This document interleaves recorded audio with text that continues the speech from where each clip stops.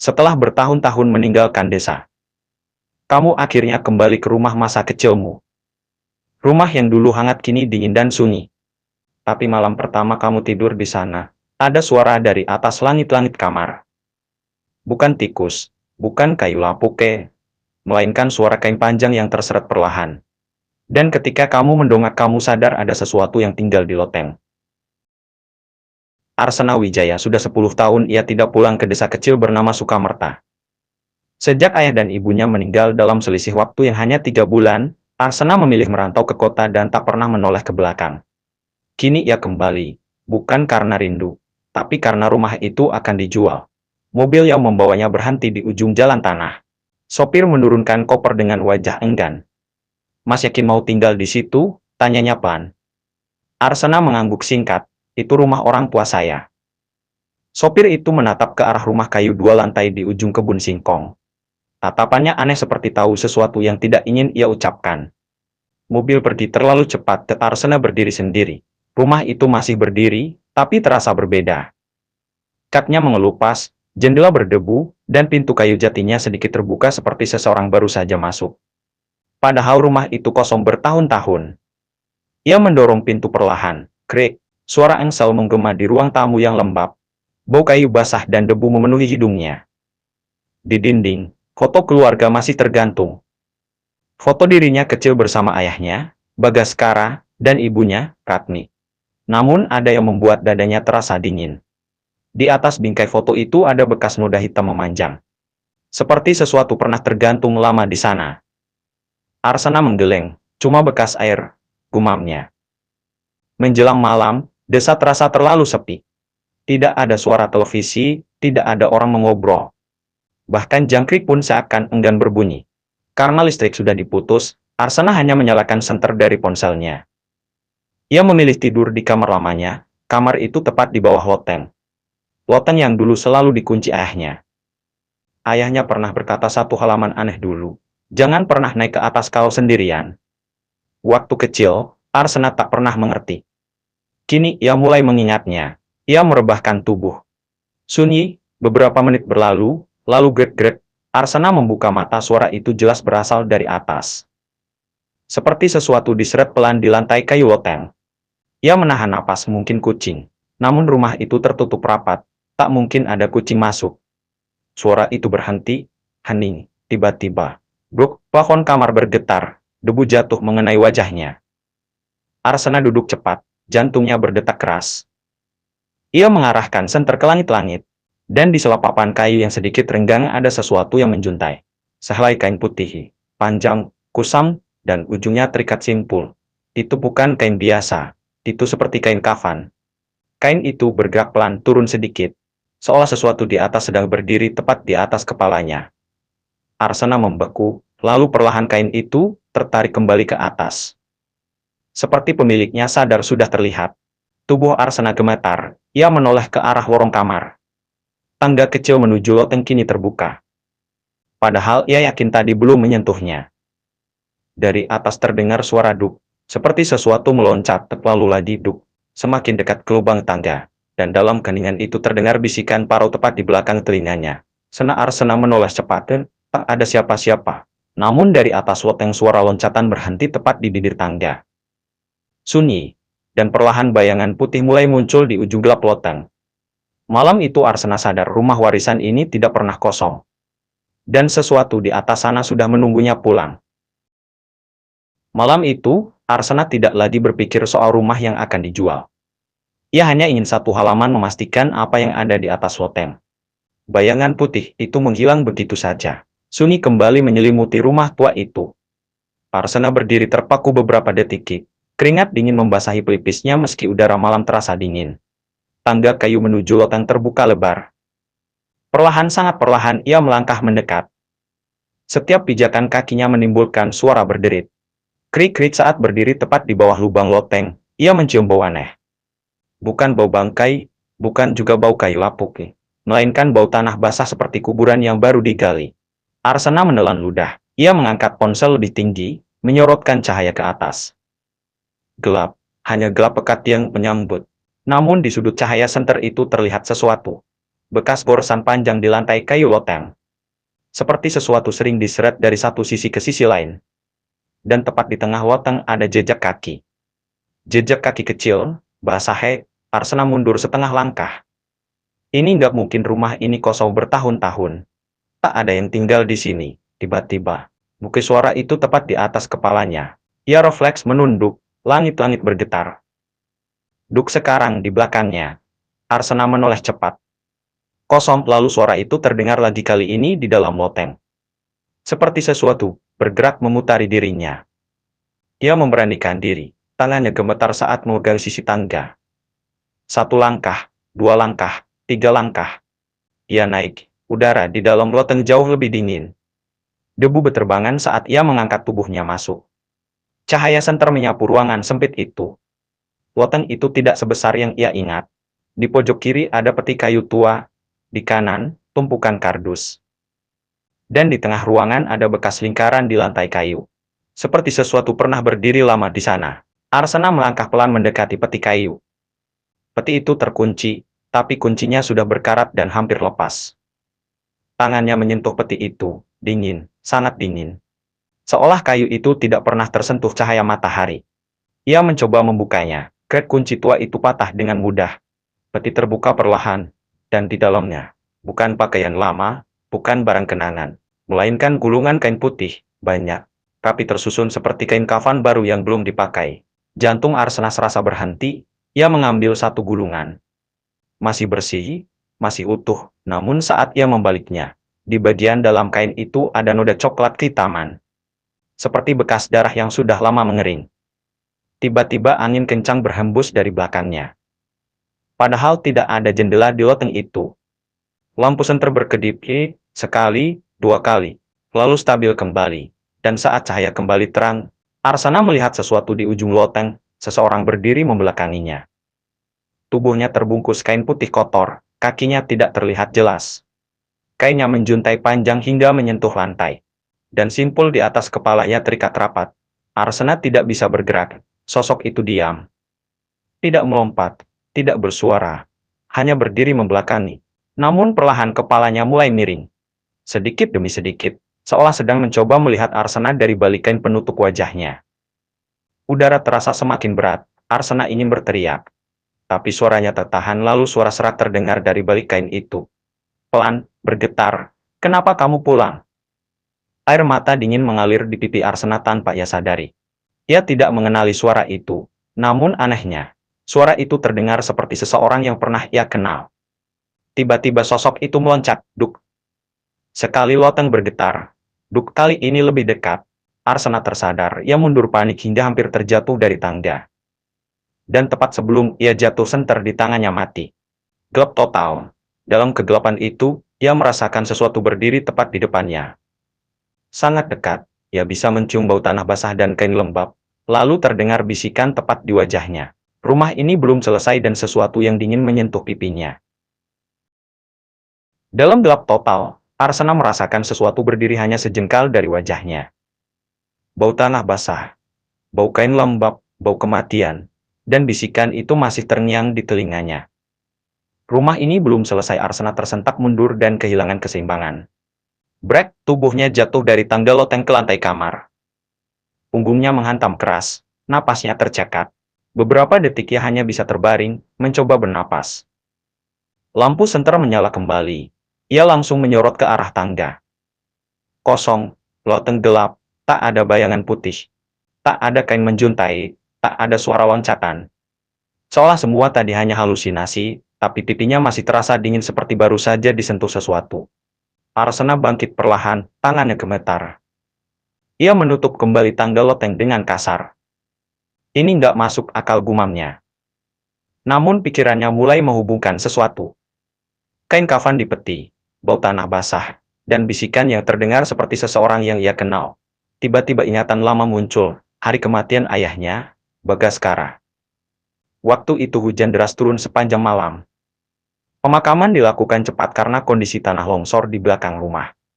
Arsena masih ingat makam ayahnya digali tergesa-gesa.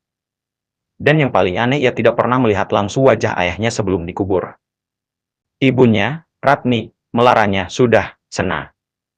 Jangan dibuka lagi, sudah cukup. Waktu itu, ia pikir ibunya hanya tak ingin ia trauma. Tapi sekarang kenapa kain kafan ada di loteng? Kenapa ada banyak gulungan kain putih di peti? Dan kenapa bau tanah basah itu terasa seperti kuburan yang belum lama digali? Malam semakin larut, namun Arsena tak bisa tidur lagi. Ia memutuskan mencari sesuatu di ruang tengah. Dokumen lama, surat-surat ayahnya, dan mungkin ada jawaban. Ia membuka lemari kayu tua di ruang tamu. Beberapa map jatuh berserakan, akte tanah, surat pajak lama, dan sebuah amplop coklat kusam tanpa nama pengirim. Amplop itu terasa lebih berat dari seharusnya. Perlahan ia membukanya. Di dalamnya ada selembar surat tulisan tangan. Tulisan ayahnya. Arsena mengenali bentuk hurufnya. Tangannya mulai dingin saat membaca untuk Sena. Kalau suatu hari kamu membaca surat ini, berarti aku sudah tidak ada. Ada sesuatu yang tidak pernah ayah ceritakan. Loteng itu bukan tempat penyimpanan, itu tempat mengurung. Jantung Arsena berdegup keras, ia lanjut membaca. Ayah membuat kesalahan besar, kesalahan yang tidak bisa diperbaiki. Dan kalau suatu hari kamu mendengar suara dari atas, jangan pernah membukanya sendirian. Surat itu berhenti sampai di sana. Tak ada penjelasan, tak ada tanda tangan. Seolah ayahnya tidak sempat menyelesaikannya. Tiba-tiba duking, Arsena membaku. Suara itu terdengar lagi pelan, dari atas loteng. Padahal tangganya sudah ia tutup rapat. Sekarang lebih keras, plafon bergetar. Debu kembali berjatuhan. Arsena menatap langit-langit dengan napas tercekat. Dan perlahan tampak noda basah menyebar di papan kayu. Seperti air merembes dari atas, tetes satu tetes jatuh ke lantai. Arsena menyentuh cairan itu, lengket, kecoklatan. Bau besi itu bukan air, itu seperti darah lama yang bercampur tanah. Tiba-tiba suara loncatan terdengar cepat. Duk, duk, duk, bukan satu, bukan dua. Seperti ada lebih dari satu yang bergerak di atas sana. Plafon mulai retak, kayu berderak. Arsena mundur perlahan. Dan tepat di tengah langit-langit kayu itu retak terbuka. Sebuah tangan terbungkus kain putih muncul dari celah. Jari-jarinya kaku, lalu kepala terbungkus kafan perlahan menyembul turun. Namun kali ini simpul di atas kepalanya longgar. Dan dari balik kain tipis itu terlihat bayangan wajah. Wajah yang samar, wajah yang sangat mirip dengan ayahnya. Sena, suara itu jelas sekarang. Bukan asing, itu suara Bagaskara. Arsena gemetar hebat. Air matanya jatuh tanpa sadar. Pak, sosok itu tidak menjawab. Ia hanya tergantung setengah badan dari langit-langit. Dan perlahan kain di wajahnya mulai terbuka. Sosok itu menggantung setengah badan dari langit-langit. Kain kafannya mulai terurai perlahan, dan Arsena tidak bisa lari. Kayu plafon terus retak. Krek, krek, krek. Debu berjatuhan ke wajah Arsena, tapi ia tak berkedip. Matanya terpaku pada sosok yang perlahan turun dari celah langit-langit. Tubuh itu tidak jatuh, ia meluncur perlahan seperti diturunkan oleh sesuatu yang tak terlihat. Kain kafan yang membungkus kepalanya terlepas sedikit demi sedikit. Dan di balik lipatan kain itu terlihat wajah. Bukan wajah busuk, bukan tengkorak, melainkan wajah utuh. Pucat mata tertutupi bibir kebiruan, itu wajah Bagaskara. Persis seperti terakhir kali Arsena melihatnya sebelum peti mati ditutup. Napas Arsena tersendat, pas suaranya nyaris tak terdengar. Mata sosok itu perlahan terbuka, bola matanya putih seluruhnya. Tak ada hitam, tak ada cahaya, hanya kosong. Dan ketika mulutnya terbuka terdengar suara serak yang tidak sepenuhnya manusia. Kamu tidak boleh kembali. Tubuh Arsena terasa lemas. Ia mundur selangkah, sosok itu tidak meloncat seperti pocong biasa. Ia berdiri tegak, kakinya tak menyentuh lantai. Mengambang beberapa senti, kain kafannya menjuntai panjang hingga menyapu lantai. Tiba-tiba Arsena teringat sesuatu, hari pemakaman ayahnya. Ia ingat satu halaman yang terasa aneh waktu itu. Saat tanah mulai ditimbun, terdengar suara dari dalam yang lahat. Bukan suara keras, hanya seperti ketukan pelan. Dugik-dugik, ia mengira itu suara kayu peti terkena sekop. Tapi kini kenangan itu terasa berbeda. Pak, waktu itu ayah masih hidup? Suara Arsena bergetar, sosok itu tidak menjawab. Namun kepalanya miring perlahan, terlalu miring. Hingga terdengar suara tulang retak, krek. Lalu tiba-tiba sosok itu meloncat sekali. Langsung tepat di depan Arsena, jarak mereka hanya satu langkah. Bau tanah kuburan menyengat, bau lembab dan anir. Sekali lagi kini tepat di hadapan wajah Arsena. Angin dingin menerpa, Dan suara itu berubah. Bukan lagi suara ayahnya, melainkan suara parau yang lebih berat. Ayahmu tidak mati waktu itu. Dunia, Arsena seakan berhenti. Ayahmu dikubur karena kesalahan. Plafon runtuh sebagian. Dari celah besar itu, terdengar suara lain. Duk-duk banyak, bukan satu. Seolah ada lebih dari satu yang bergerak di loteng. Arsena menoleh ke atas. Di celah kayu yang terbuka, ia melihat bayangan-bayangan putih berdiri rapat. Dia mengawasi sosok di depannya tersenyum. Senyum yang terlalu lebar, tak manusiawi. Kami dikunci di atas. Arsena membeku. Kami tidak pernah selesai. Tiba-tiba tubuh pocong itu jatuh kaku ke lantai. Berat, namun bukannya tak bergerak, ia merayap. Bukan meloncat, merayap perlahan mendekati Arsena. Kainnya terseret, suara gesekan kain memenuhi ruangan. Arsena akhirnya tersadar, ia berbalik dan berlari keluar kamar. Langkahnya hampir terpeleset di lantai kayu. Di belakangnya terdengar suara gesekan cepat. Seret-seret-seret, bukan loncatan, melainkan banyak kain yang menyeret bersamaan. Ia sampai di ruang tamu, pintu depan terlihat sangat jauh. Namun sebelum ia sempat membukanya, pintu itu tertutup sendiri. Brak, lampu ponselnya mati lagi, gelap total. Dan dalam kegelapan itu, dia merasakan sesuatu berdiri di sekelilingnya. Sangat banyak napas-napas berat terdengar dari segala arah. Dan tepat di belakangnya suara ayahnya kembali terdengar. Kali ini lebih jelas, lebih dekat, lebih dingin. Kamu harus membuka semuanya atau kamu yang akan menggantikan. Tiba-tiba lampu ponsel menyala kembali. Ruangan kosong, tak ada siapapun, tak ada pocong, tak ada bayangan, hanya rumah tua yang sunyi. Namun di lantai ruang tamu terdapat jejak-jejak tanah basah. Banyak, mengarah kembali ke tangga loteng. Arsena berdiri gemetar. Kini ia sadar satu halaman. Ayahnya mungkin memang dikubur hidup-hidup. Dan loteng itu bukan tempat mengurung satu makhluk, tapi banyak. Jejak-jejak tanah basah itu tidak mengarah ke pintu, tidak ke jendela, tidak keluar rumah. Semua jejak itu kembali ke tangga loteng. Seolah-olah sesuatu ingin Arsena naik lagi. Arsena berdiri lama di ruang tamu, napasnya belum stabil. Tapi kali ini, ia tidak lari. Jika benar ayahnya dikubur hidup-hidup, jika benar ada sesuatu yang dikunci di atas, maka semua ini tidak akan selesai kalau ia terus menghindar. Dengan tangan gemetar, ia melangkah kembali ke lorong kamar. Tangga loteng masih tertutup, namun kini terdengar suara pelan dari atas. Bukan loncatan, bukan gesekan, melainkan suara seperti kuku menggaruk kayu. Krek-krek-krek. Arsena menarik napas panjang. Aku harus tahu. Ia membuka tangga itu perlahan. Krik. Udara dari atas terasa lebih dingin dari sebelumnya. Bau tanah basah makin kuat. Ia naik lagi. 1 langkah, 2 langkah, 3 langkah. Loteng itu kini berbeda. Peti kayu tadi sudah terbuka lebar. Gulungan kain kafan berserakan di lantai. Namun yang membuat darahnya membeku lantai kayu di tengah ruangan terbuka. Seperti papan itu pernah dicongkal, di bawahnya terlihat tanah. Tanah hitam, basah. Arsena mendekat perlahan. Ia berlutut, tangannya menyentuh tanah itu. Masih lembab, seolah baru saja digali. Dan saat ia menyingkirkan sedikit tanah, terlihat sesuatu, potongan kain putih. Ia menggali lebih dalam dengan tangan kosong. Tanah masuk ke kuku-kukunya.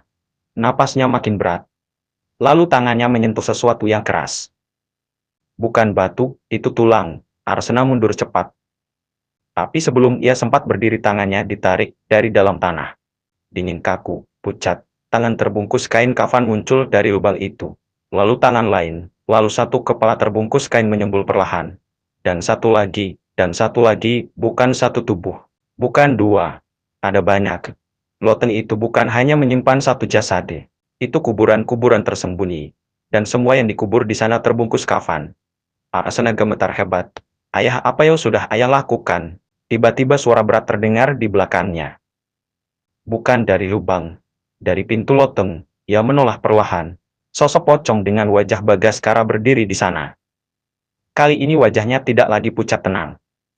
Kulitnya mulai retak, tanah keluar dari sela-sela kainnya. Aku tidak sendiri, suara itu berat. Terasa penuh penyesalan. Aku mengubur mereka untuk menutup aib. Dunia Arsena serasa runtuh. Mereka siapa? Sosok itu menunduk perlahan. Kecelakaan proyek di belakang rumah bertahun-tahun lalu. Ingatan samar muncul. Dulu ayahnya pernah membangun gudang kecil di belakang rumah. Proyek itu, tiba-tiba dihentikan, tak pernah selesai. Dan setelah itu, ayahnya berubah pendiam. Kuburan di luar tidak cukup. Suara itu mulai bergetar. Mereka tidak boleh ditemukan. Tiba-tiba tangan-tangan dari dalam tanah mulai merangkak keluar sepenuhnya. Satu tubuh bangkit, lalu yang lain pocong-pocong itu berdiri kaku mengelilingi Arsena. Jumlahnya lebih dari 5, mungkin 7. Mungkin lebih. Semua diam, menghadap ke arahnya. Sosok Bagaskara mendekat perlahan. Kami tidak bisa pergi. Plafon bergetar, udara terasa berat. Kuburan itu tidak pernah ditutup dengan doa. Salah satu pocong di belakangnya tiba-tiba meloncat. Duk, Yai menyusul, duk, duk. Seluruh loteng berguncang, Arsena terjatuh di tengah lingkaran mereka. Dan suara itu bergema bersama, kamu darahnya. Kamu penerusnya, kamu yang harus menggantikan. Arsena menutup telinga. Tidak. Namun suara terakhir dari sosok ayahnya membuatnya membeku. Kalau tidak ada yang tinggal rumah ini akan memanggil orang lain. Semua pocong berhenti bergerak. Sunyi. Sosok Bagaskara menatapnya dengan mata putih kosong. Pilih, Sena bongkar semuanya dan biarkan kami bebas. Atau tinggal di sini, menggantikan penjaga loteng. Tiba-tiba seluruh tubuh pocong-pocong itu jatuh bersamaan. Brak, gelap, Arsena terbangun di lantai kamar. Pagi sudah datang, cahaya matahari masuk dari jendela. Tangga loteng tertutup, rumah sunyi, seolah tidak pernah terjadi apa-apa. Namun saat ia bangkit tangannya penuh tanah hitam. Dan di bawah kukunya ada serpihan kain kafan. Di luar rumah, terdengar suara warga berteriak panik. Arsena keluar cepat, di belakang rumahnya. Tanah amblas, dan terlihat ujung kain putih menyembul dari dalam tanah. Rahasia itu mulai muncul ke permukaan. Dan ini baru awalnya. Keadaan yang paling menakutkan bukan makhluk yang kita lihat di malam hari. Tapi rahasia yang terkubur rapi dan tiba-tiba muncul ke permukaan saat matahari terbit. Dan pagi itu seluruh desa mulai tahu. Rumah Arsena menyimpan sesuatu yang tidak seharusnya ada. Arsena berdiri di ambang pintu belakang. Tanah di sekitar gudang lama amblas membentuk lubang besar. Beberapa warga sudah berkumpul, berbisik-bisik dengan wajah pucat. Ujung kain putih terlihat jelas dari dalam tanah. Bukan satu, ada beberapa seorang lelaki tua desa, Pajak Niko, maju perlahan. Ini bukan kain biasa, suaranya bergetar. Arsena tak menjawab, tangannya masih gemetar. Seorang pemuda desa mengambil cangkul dan mulai menggali perlahan. Baru beberapa kali ayunan cangkul itu membentur sesuatu. Bukan batu, suara itu tumpul.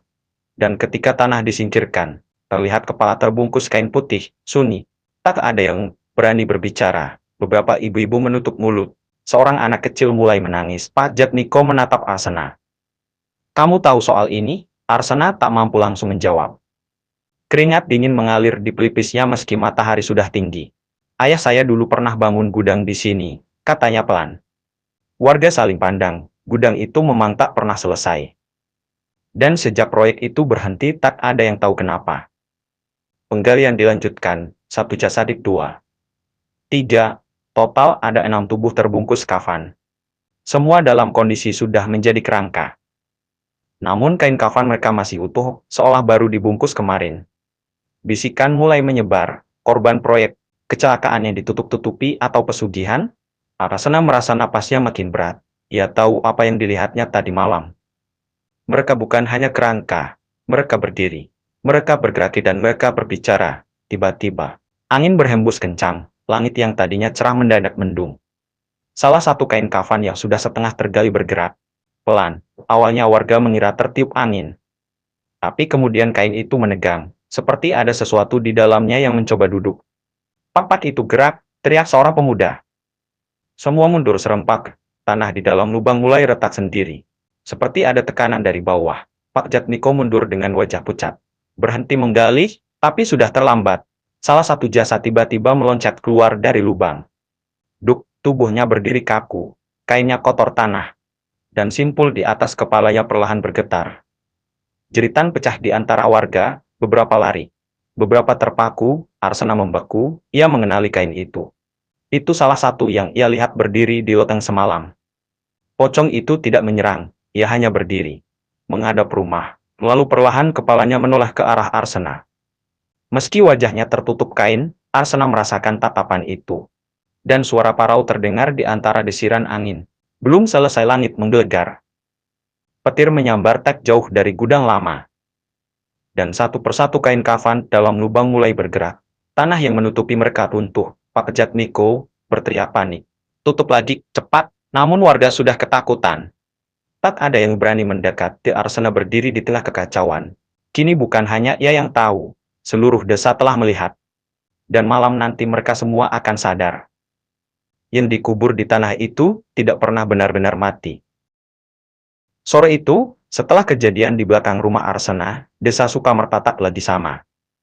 Warga menutup pintu lebih cepat, anak-anak dilarang keluar rumah.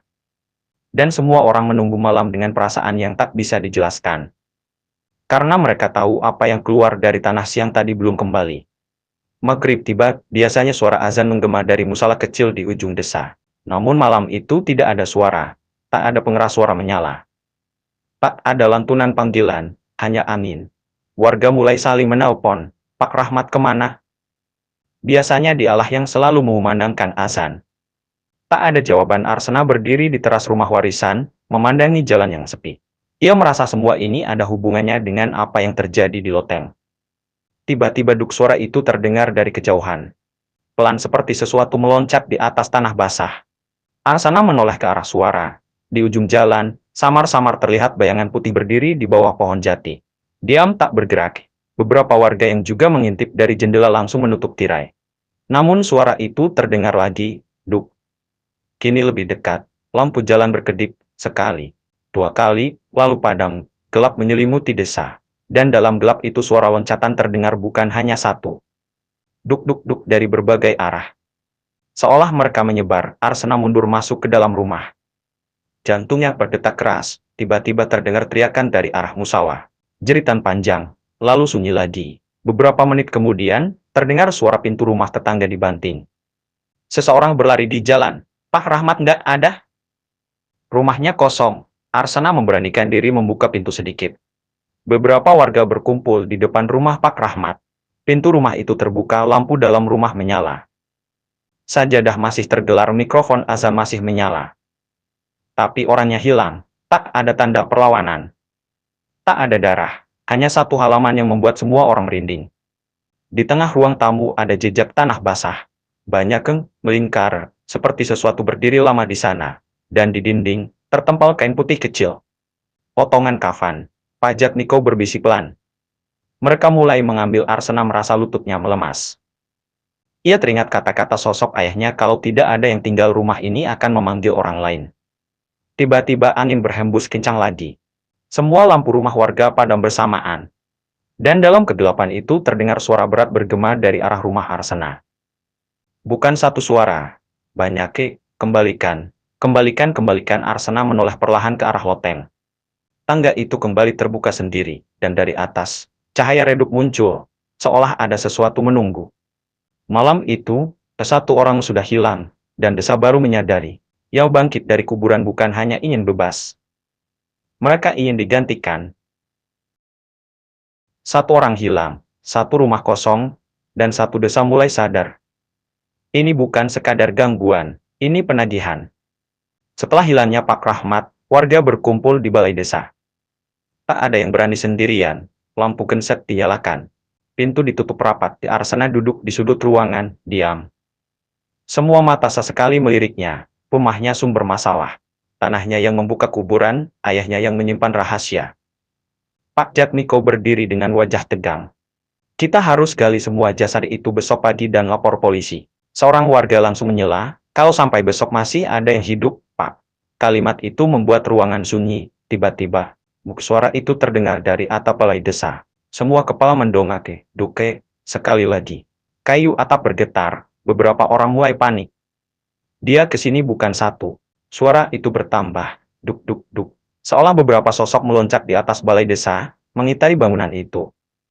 Lampu genset berkedip, Arsena berdiri perlahan. Ia bisa merasakan sesuatu, bukan hanya ketakutan, tapi amarah. Tiba-tiba pintu balai desa terbuka sendiri. Brak, angin masuk kencang, dan di ambang pintu berdiri satu pocong, tubuhnya lebih kecil dari yang lain. Kainnya lebih lusuh. Ia tidak bergerak, hanya berdiri. Semua orang membeku. Pak Jatmiko mencoba membaca doa. Namun suaranya gemetar, pocong itu perlahan memiringkan kepala.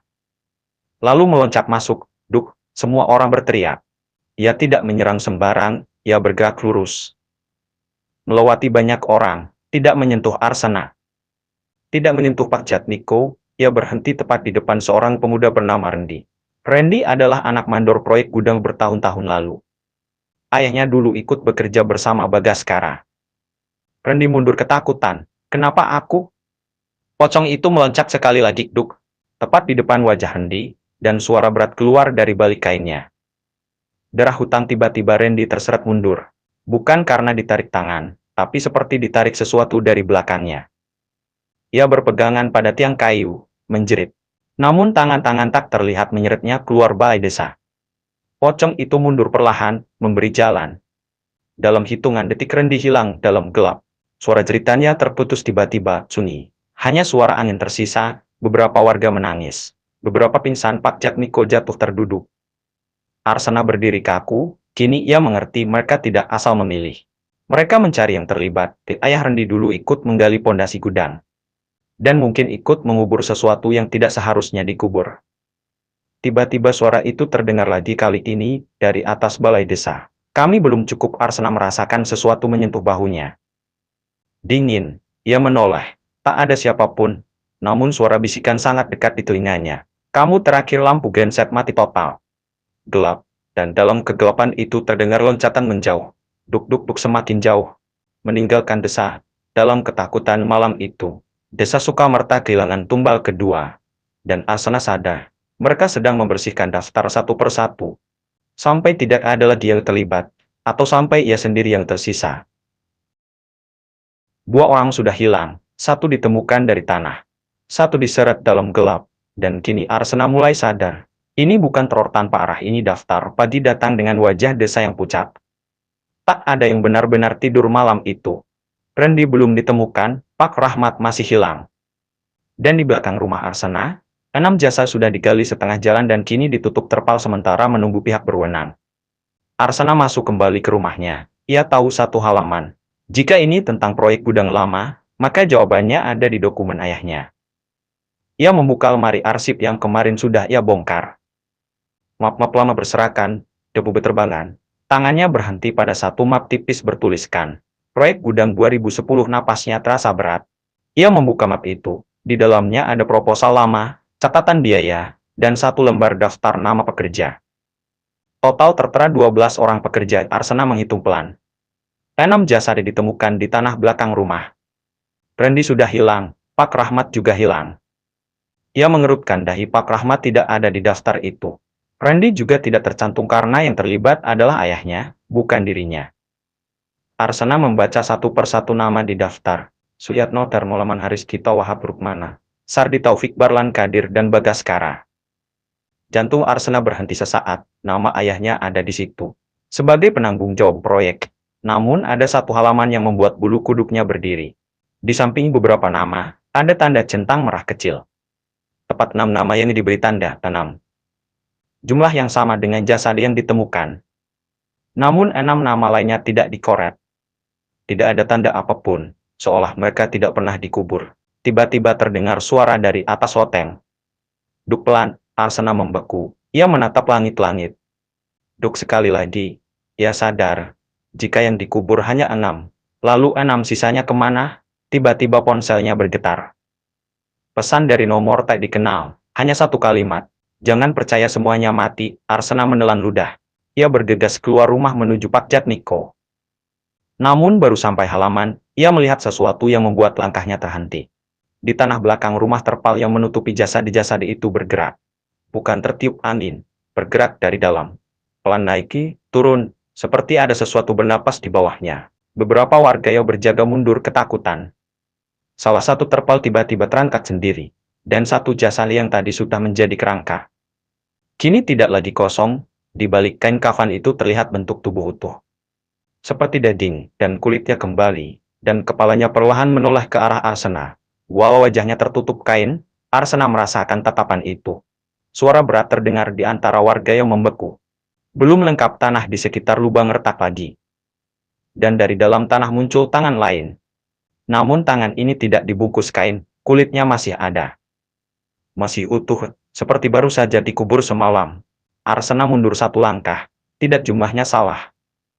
Suara itu terdengar lagi, kami 12. Langit mendadak gelap meski masih pagi, angin berputar di halaman. Dan dalam hembusan itu, Arsena mendengar bisikan yang membuat darahnya membeku. 6 di tanah, 6 berjalan. Arsena teringat daftar nama 6 tidak dicoret. Artinya 6 lainnya mungkin tidak pernah mati. Atau tidak pernah benar-benar dikubur.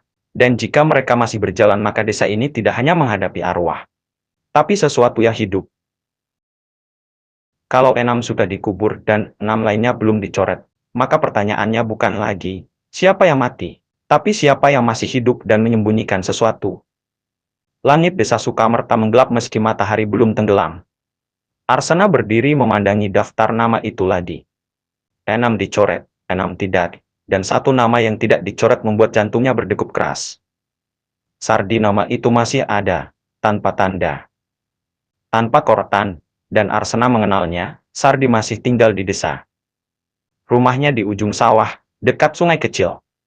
Seorang pria tua, pendiam, jarang keluar rumah sejak proyek gudang dihentikan. Arsena menoleh ke Pak Jatmiko. Pak Sardi dulu ikut proyek, kan? Wajah Pak Jatmiko langsung berubah. Kamu jangan ke sana. Kenapa? Pak Jatmiko menelan ludah. Sejak proyek itu berhenti Sardi nggak pernah sama lagi. Dia bilang ada yang salah waktu itu. Tapi nggak ada yang mau dengar. Arsena menggenggam kertas itu. Dia harus cerita. Tanpa menunggu jawaban, Arsena berjalan menuju rumah Sardi. Beberapa warga mencoba menahannya, tapi ia tetap melangkah. Langkahnya berat, udara sore terasa dinyentak wajar. Semakin mendekati rumah Sardi, semakin terasa sunyi. Tak ada suara burung, tak ada suara serangga. Rumah kayu kecil itu terlihat tua dan miring sedikit ke kiri. Pintunya tertutup. Arsena mengetuk, tak ada jawaban. Ia mengetuk lagi, pelan pintu itu terbuka sendiri. Krik, bau lembab menyambutnya. Di dalam rumah gelap. Hanya cahaya redup dari celah jendela. Sardi, pak saya Arsena. Tak ada suara. Ia melangkah masuk dan langkahnya terhenti. Di tengah ruangan, ada lingkaran tanah basah. Persis seperti yang ada di loteng rumahnya.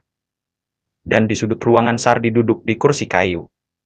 Dia membelakangi pintu. Sardi, pak, tak ada jawaban. Arsena mendekat perlahan. Saat ia menyentuh bahu pria itu, tubuh Sardi roboh ke depan.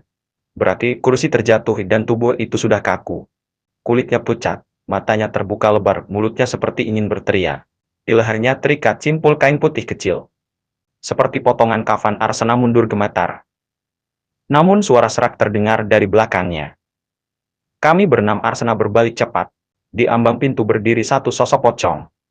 Namun kali ini berbeda, tubuhnya lebih tinggi. Kainnya bersih, tidak sekotor yang lain. Dan simpul di kepalanya tidak terikat rapat. Ia mati, hanya setengah suara itu berat. Lebih dalam, yang lain mengubur kami hidup-hidup. Darah Arsena terasa membeku. Mereka tidak mati waktu itu. Pocong itu memiringkan kepala. Tidak semua. Tiba-tiba lantai rumah Sardi bergetar. Dari bawah papan kayu, terdengar suara ketukan. Tuge-tuge-tuge, seperti ada seseorang memukul dari dalam tanah. Arsena teringat kejadian pemakaman ayahnya. Ketukan itu sama. Pocong di depannya bergerak satu langkah maju. 6 mati, 6 bersalah. Dan 1 memerintahkan. Napas Arsena tercekat. Ayahku, pocong itu diam, namun di luar rumah, terdengar suara loncatan bersamaan. Duk-duk-duk, banyak, sangat banyak. Seolah seluruh desa kini dikelilingi suara itu bergema ke segala arah. Dan bisikan terdengar bersama angin. Semua yang terlibat harus turun ke tanah. Arsena berdiri di tengah rumah Sardi yang gelap. Ia sadar satu halaman yang jauh lebih mengerikan. Ayahnya mungkin bukan korban, mungkin bukan hanya penutup rahasia. Tapi dalamnya. Dan jika benar begitu, maka darah yang mengalir di tubuh Arsena adalah darah orang yang memerintahkan penguburan hidup-hidup. Malam mulai turun lagi, dan kali ini, ia masih bernapas pun mulai dihitung. Kabut turun lebih cepat malam itu. Desa Karang Tumbul seperti tenggelam dalam napas panjang yang dingin. Tidak ada suara jangkrik, tidak ada suara anjing. Hanya angin yang sesekali menyentuh atap seng rumah warga, seperti kuku yang digesek perlahan. Di rumah kayu milik keluarga Arga, suasana lebih sunyi dari biasanya. Arga belum tidur, ia duduk di tepi ranjang, menatap lantai. Sejak kejadian di sumur tua saat Randy hampir ditarik sesuatu, tidak ada satupun dari mereka yang benar-benar tenang. Nadia masih trauma, Randy mulai sering melamun. Dan yang paling mengganggu, mereka mulai mendengar suara. Bukan dari luar, tapi dari dalam rumah. Jam menunjukkan pukul 1,47 dini hari. Tok, tok, tok, suara itu terdengar dari bawah lantai kayu. Arga mengangkat kepala perlahan, ia menahan napas. Tok, tok, tok, bukan suara tikus. Bukan kayu memuai, itu seperti seseorang mengetuk dari bawah rumah. Rumah itu memang rumah panggung tuai, ada ruang kosong di bawahnya. Tapi ruang itu sempit, dan sudah lama ditutup rapat. Arga berdiri pelan, ia berjalan menuju ruang tengah. Suara itu semakin jelas, tok-tok, lalu berhenti. Sunyi. Arga hampir yakin ia hanya berhalusinasi. Tiba-tiba keak, lantai ruang tengah bergetar. Dari sela papan kayu, keluar bau busuk menyengat. Bau tanah basah bercampur darah basi. Arga mundur selangkah. Lalu terdengar suara, pelan serak, seperti tenggorokan yang penuh lumpur. Arga tubuhnya membeku, itu bukan suara orang biasa. Suara itu datang dari bawah lantai. Gantikan. Arga menutup telinganya, tapi suara itu tetap terdengar. Bukan lewat telinga, melainkan langsung di dalam kepalanya. Di kamar sebelah, Nadia terbangun, ia mendengar Arga berteriak. Saat ia keluar, Arga berdiri di ruang tengah, wajahnya pucat, mata kosong menatap lantai. Ada yang manggil aku, bisiknya. Randy ikut keluar, apa maksudnya? Arga menunjuk lantai. Dari bawah mereka bertiga saling menatap. Tidak ada yang berani membuka papan lantai. Tidak malam itu, pagi harinya, sesuatu berubah. Tanah di halaman rumah Arga retak, bukan retak biasa. Retakan itu membentuk lingkaran, persis seperti diameter sumur tua di hutan.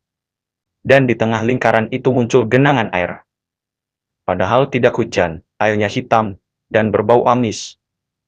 Warga mulai berkumpul, Pak Lurah Desa, Hadi Pramana, datang melihat. Ia terdiam lama, wajahnya seperti orang yang melihat sesuatu yang sudah ia duga sejak lama. Ini belum selesai, katanya pelan. Dulu ada satu yang belum turun. Arga menoleh cepat, turun kemana? Pak Hadi tidak menjawab, ia hanya menatap genangan hitam itu. Airnya beriak, padahal tidak ada angin. Dan di permukaan air itu perlahan muncul bayangan wajah. Bukan satu, tapi banyak. Wajah-wajah pucat dengan mata kosong. Dan salah satunya sangat mirip Arga. Sore itu, Randy menghilang. Ia terakhir terlihat berdiri di dekat genangan air hitam. Warga mencarinya, sampai malam, tidak ditemukan. Hanya ada satu halaman yang tertinggal, di tanah dekat genangan itu. Bekas jejak kaki yang tidak menuju keluar desa, melainkan mengarah ke bawah, seperti seseorang berjalan masuk ke tanah. Dan tanah itu menelannya. Malamnya, suara ketukan kembali terdengar. Tapi kali ini bukan hanya dari bawah lantai rumah Arga. Seluruh desa mendengarnya, tok tok tok, dari bawah tanah, seperti ratusan orang mengetuk dari dalam bumi. Dan suara itu berbisik bersamaan, sudah waktunya. Malam setelah Randy menghilang, desa Karangtunggul benar-benar berubah. Tidak ada satupun warga yang berani keluar rumah. Suara ketukan dari bawah tanah masih terdengar. Tok tok tok, pelan serempak, seperti ratusan tangan mengetuk peti mati dari dalam bumi. Di rumahnya, Arga duduk memeluk lutut, matanya sembab. Sejak Randy hilang, rasa bersalah itu seperti menekan dadanya. Ini gara-gara aku, bisiknya. Nadia menggeleng. Bukan, ini gara-gara sumur itu. Tiba-tiba pintu rumah diketuk keras. Brak, brak, Arga membuka pintu. Di luar berdiri Pak Lurah Hadi Pramana dengan wajah tegang. Di belakangnya ada seorang pria tua yang belum pernah Arga lihat sebelumnya. Tubuhnya kurus, rambutnya putih panjang. Matanya cekung tapi tajam. Namanya Sastro Wening. Orang tua itu langsung masuk tanpa basa-basi. Ia berdiri di tengah rumah, menutup mata, lalu menarik napas panjang. Sudah bangun, gumamnya. Arga menelan ludah. Apa yang bangun, Mbah? Sastro membuka mata. Yang dulu diturunkan ke dasar. Mereka duduk melingkar. Pak Hadi akhirnya bicara. 30 tahun lalu desa ini hampir hilang. Arga dan Nadia terdiam tanah retak. Orang-orang hilang satu persatu. Sumur tua di hutan itu bukan sumur biasa. Sastro melanjutkan dengan suara berat. Itu bukan sumur, itu pintu. Pintu kemana? Tanya Nadia. Sastro menatap lantai ke tempat yang lebih tua dari desa ini. Tempat yang meminta keseimbangan. Arga merinding. Pak Hadi menghela napas panjang. Dulu, untuk menghentikan semua itu Arga menyerahkan satu orang. Sunyi diserahkan bagaimana? Suara Arga bergetar. Sastro menjawab pelan, ditenggelamkan hidup-hidup. Nadia menutup mulutnya. Itu ritual lama. Orang yang dipilih disebut penjaga dasar. Ia diturunkan agar yang di bawah tetap diam. Arga merasa mual, lalu kenapa sekarang bangun lagi? Sastro menatapnya lama, karena yang terakhir belum benar-benar diterima. Malam semakin dalam, Sastro meminta mereka ikut ke sumur tua. Hanya berempat Arga, Nadia, Pak Hadi, dan Sastro. Kabut lebih tebal dari sebelumnya. Saat mereka sampai di tepi sumur, bau amis langsung menyergap. Airnya kini tidak hitam lagi, bah gelap. Seperti darah yang mengendap, Sastro berlutut di tepi sumur. Ia membacakan doa dengan bahasa yang tidak dimengerti Arga. Air sumur bergetar lalu muncul sesuatu. Sebuah tangan pucat kurus, berlumur lumpur. Tangan itu mencengkram bibir sumur. Nadia menjerit. Pak Hadi mundur, tapi Sastro tetap diam. Tangan itu perlahan naik, dan wajah yang muncul membuat Arga jatuh terduduk. Itu Rendi, tapi bukan Rendi yang mereka kenal. Matanya kosong, hitam pekat, mulutnya tersenyum terlalu lebar. Air sumur tidak menetes dari tubuhnya, karena tubuhnya setelah tanah. Bagian bawahnya seperti menyatu dengan lumpur hidup. Rendi membuka mulut, suaranya bercampur gema banyak orang. Yang satu belum turun. Arga gemetar. Apa maksudmu? Rendi menoleh perlahan ke arah Arga.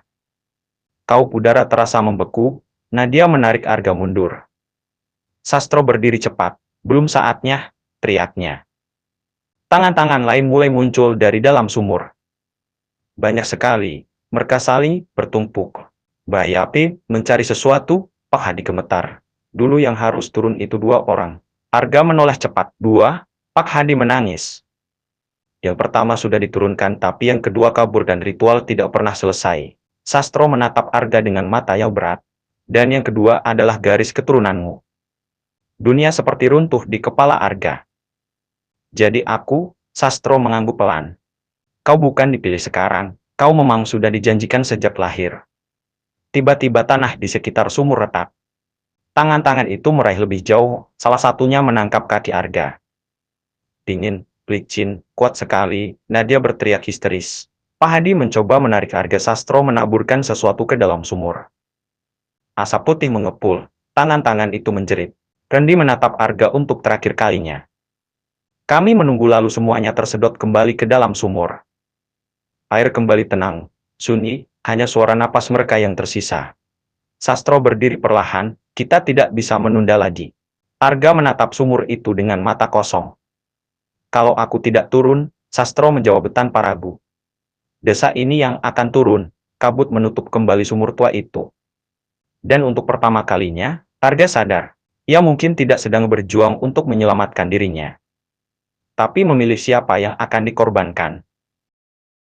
Angin malam terasa lebih berat dari biasanya.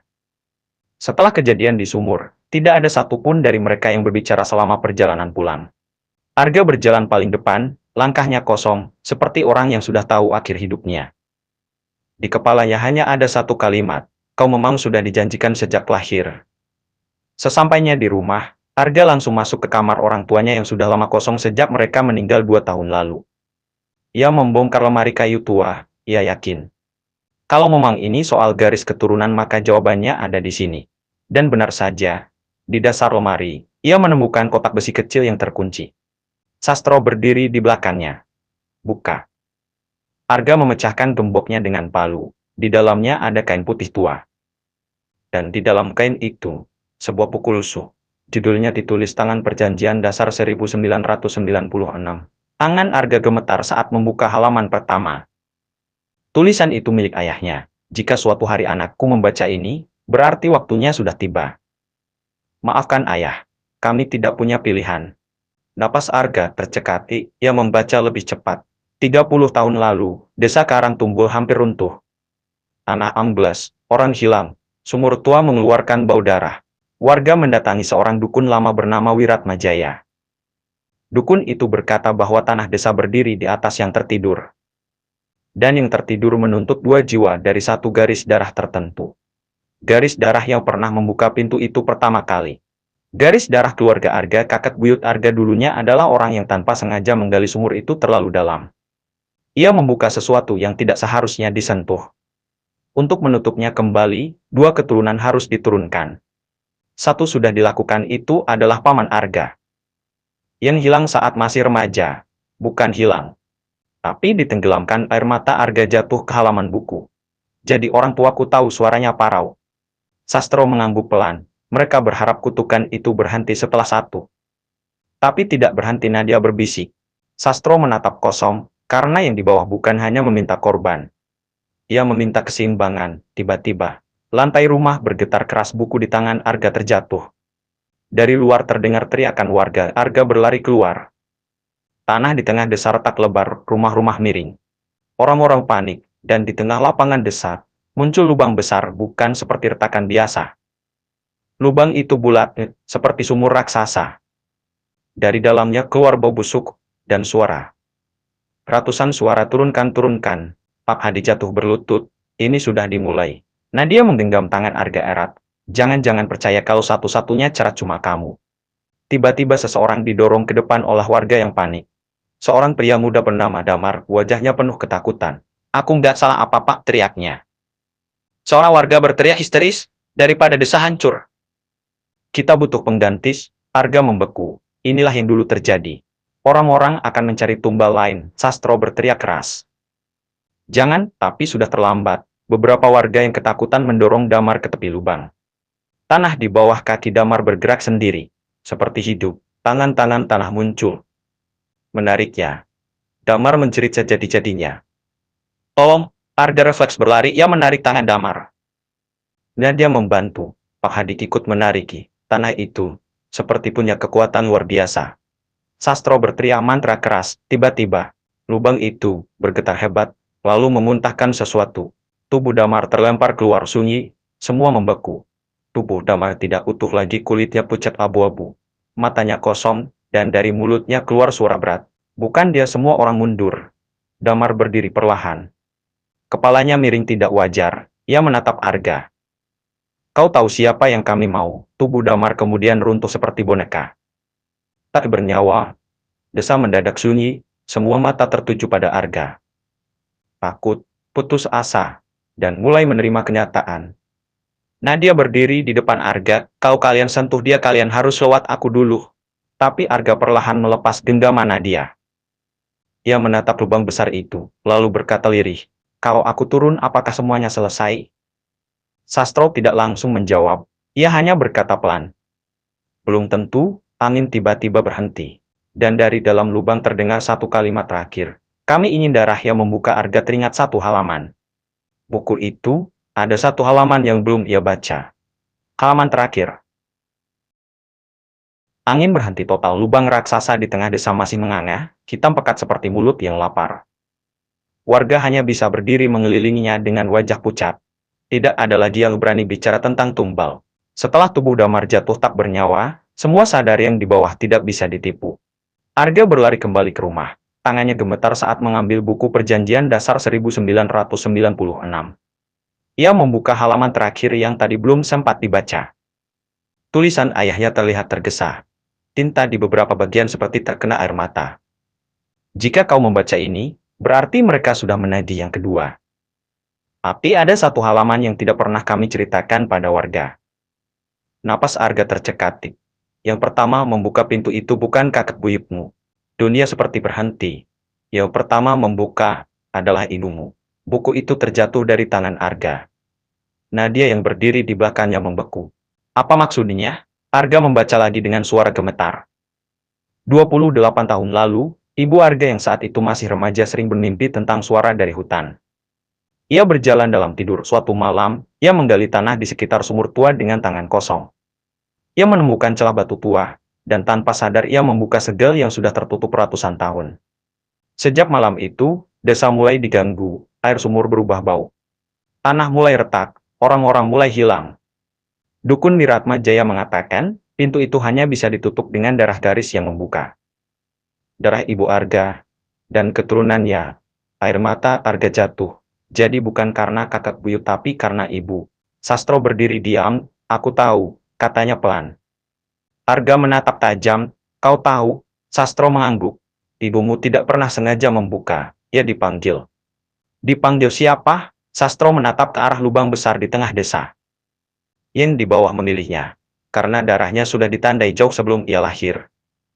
Nadia menggenggam tangan Arga erat. Ini bukan salah keluargamu. Tiba-tiba tanah kembali bergetar, lebih kuat dari sebelumnya. Dari dalam lubang terdengar suara berat. Kembalikan yang membuka kabut keluar dari dalam lubang, membentuk bayangan seorang wanita. Warga menjerit, bayangan itu semakin jelas. Wajahnya sangat mirip ibu Arga, tapi matanya hitam kosong. Arga suara itu lembut, terlalu lembut. Tubuh Arga membeku. Ibu Nadia berteriak, itu bukan ibumu? Bayangan itu tersenyum tipis. Aku tidak pernah pergi, aku hanya turun. Arga gemetar, ia teringat malam kematian ibunya 2 tahun lalu. Ibunya tidak meninggal karena sakit, ia ditemukan di hutan dekat sumur tua. Tubuhnya basah, padahal saat itu tidak hujan. Dan sejak malam itu, tanah desa mulai kembali retak. Sastro bicara pelan, ibumu tidak mati biasa. Lalu apa? Arga berteriak. Sastro menutup mata. Ia turun menggantikan yang seharusnya. Arga tersentak. Seharusnya siapa? Sastro membuka mata perlahan. Kau. Sunyi Nadia mundur selangkah. Arga merasa dunia runtuh. Jadi ibu selama ini, ia menjadi penjaga dasar. Jawab Sastro lirih. Menahan mereka agar tidak naiki. Bayangan ibu Arga di atas lubang tersenyum lebih lebar. Tapi aku lelah, bisiknya. Tanah mulai retak lebih luas. Rumah-rumah berderit. Anak-anak menangis. Bayangan itu mengulurkan tangan ke arah Arga. Gantikan aku. Air mata Arga mengalir deras. Nadia memeluknya dari samping. Jangan dengarkan. Tiba-tiba Sastro berteriak keras. Ada cara lain. Semua menoleh padanya. Sastro menatap Arga dalam. Yang mereka mau bukan sekadar tubuh. Mereka mau darah pertama yang membuka. Arga terdiam. Ibumu membuka pintu, lanjut Sastro. Artinya darah itu masih ada. Arga seperti disambar petir. Ibu sudah turun. Sastro menggelempang. Belum sepenuhnya. Kabut di atas lubang berputar. Bayangan ibu Arga mulai berubah bentuk. Wajahnya retak. Di balik wajah itu terlihat sesuatu yang jauh lebih tua. Jauh lebih gelap. Sesuatu yang selama ini memakai wajah ibunya. Dan suara itu berubah berat. Serahkan dirimu, atau seluruh desa ikut turun. Tanah bergetar hebat. Lubang semakin melebar. Arga berdiri perlahan. Air mata masih mengalir. Tapi tatapannya berubah. Aku nggak akan turun sendirian. Semua terdiam. Arga menoleh ke Sastro. Kalau darah pertama yang membuka yang mereka mau, berarti kita harus membuka lagi. Nadia membaku. Buka lagi? Arga menatap lubang itu tanpa takut. Kau ini pintu, berarti ada sisi lain. Kabut tiba-tiba berhenti berputar, seolah sesuatu di bawah ikut mendengarkan. Dan dari dalam lubang terdengar suara rendah. Kau tidak tahu apa yang kau katakan. Arga mengepalkan tangan. Kalau memang harus ada yang selesai, maka bukan cuma satu yang turun. Angin kembali bertiup, dan untuk pertama kalinya, yang di bawah terdengar ragu. Langit di atas desa Karangtunggul berubah kelabu pekat. Lubang raksasa di tengah desa masih menganga. Kabut berputar seperti pusaran apa sesuatu yang hidup. Bayangan yang memakai wajah ibu Arga kini retak-retak. Di baliknya terlihat wujud yang tidak memiliki bentuk tetap. Kadang menyerupai tangan, kadang wajah. Kadang hanya kegelapan yang bergerak. Suara berat itu kembali terdengar. Kau ingin membuka lagi? Arga melangkah maju. Nadia mencoba menahannya. Jangan, tapi Arga menatap lubang itu tanpa gentar. Aku nggak akan jadi penjaga, dan aku nggak akan biarin desa ini hancur. Sastro berdiri di sampingnya. Kau sadar apa yang kau lakukan? Arga mengangguk pelan. Kalau pintu ini terbuka karena darah ibuku, berarti darah itu juga yang bisa mengakhiri. Sastro mengeluarkan pisau kecil tua dari balik bajunya. Pisau dengan gagang kayu hitam dan ukiran kuno. Ini milik Wiratmajaya, katanya lirih. Pisau yang dulu dipakai saat ritual pertama. Pak Hadi menelan ludah. Kita nggak pernah benar-benar nutup pintunya, cuma menahannya. Arga mengambil pisau itu, tangannya bergetar. Lubang itu seperti bernapas lebih cepat. Kembalikan dirimu atau semua ikut turun. Arga berdiri tepat di tepi lubang, ia menoleh ke Nadia. Untuk pertama kalinya sejak semua ini dimulai, ia tersenyum kecil. Kalau aku nggak balik, Nadia langsung memotong. Jangan ngomong gitu, air mata Nadia jatuh. Arga menatapnya lama, lalu tanpa ragu, ia menggoreskan pisau itu ke telapak tangannya. Darah menetes, tetes pertama jatuh ke dalam lubang, dan bumi langsung bergetar hebat. Suara jeritan dari dalam terdengar seperti ribuan makhluk kesakitan. Kabut berputar liar, bayangan Ibu Arga berubah bentuk menjadi sosok besar tanpa wajah. Kau membuka lagi? Arga berteriak ke dalam kegelapan.